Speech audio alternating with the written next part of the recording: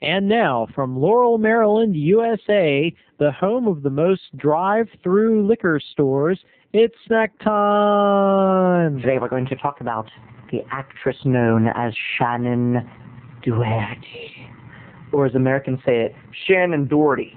That's right, people. Oh, Snackboy.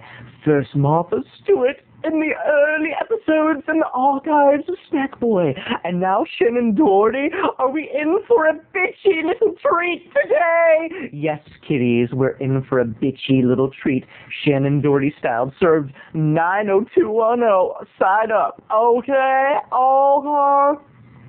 So here's what happened, okay?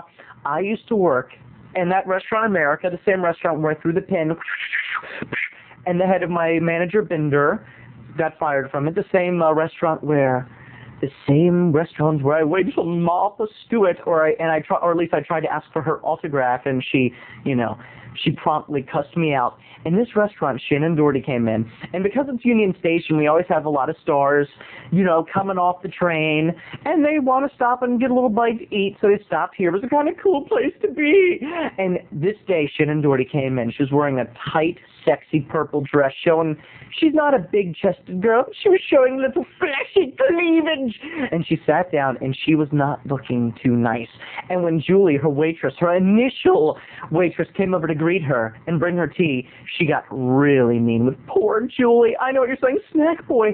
Why Julie? Why Shannon Doherty? She can't just walk all over Julie. Julie's got feelings too, but she did. And so the manager came over to me, and the manager, Bender, said, Terry, as you can see, Shannon Doherty's here, and she's not in a good mood. So do me a favor. Go over there and try to cheer her up, because she's making Julie cry in the back. I said, Bender, I'll do my best, darn it. I'll try.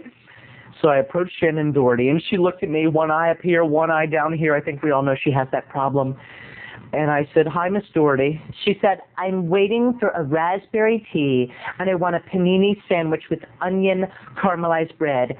Please do not speak to me. I don't make it a habit of speaking to waiters. And if you're going to cry, why don't you bring somebody else? And I said, Shannon, I understand. Your time is busy. I don't think you should have to speak with waiters. What can I get you to please you? She said, I already told you. A panini with caramelized onion, jerk boy. And don't talk to me. I don't speak to waiters. I told you that. I said, but Shannon, I'm more than a waiter. I said, Shannon, I'm like you. I'm a struggling actor. She said, I'm not struggling, boy. I did many successful, critically acclaimed seasons aboard the TV show 90210. I was acclaimed. I am not struggling. And she started to look like she was about to cry, and I saw what I needed to do. You have to understand, this is before Charmed came along. And, well, Shannon wasn't acting charming, so to speak. She wasn't acting, get it, charmed, WB, charming. I know. Shut up, Snackboy. Finish her story. Okay, so here's what happened.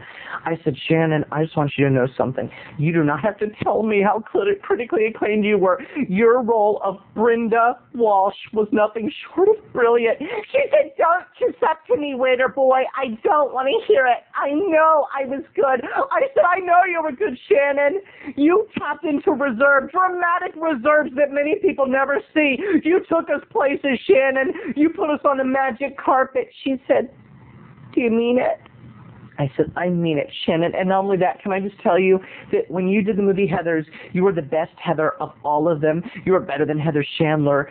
You were better than Heather McNamara. She said, stop it. You're going to give me a big head. I said, Shannon, you deserve a big head. I said, your work moves me to nerve central, Shannon Doherty. And I don't care what anybody says. Molly Ringwald, Aaron Spelling, you are a genius. You're the best thing about Full House. She goes, tell me about it. Wilford Brimley smelled like oats. I said, I bet he did, Shannon, but not you. You turned in an award-winning performance. You are too good for these new slew of kids, these party of fibers. She said, thank you.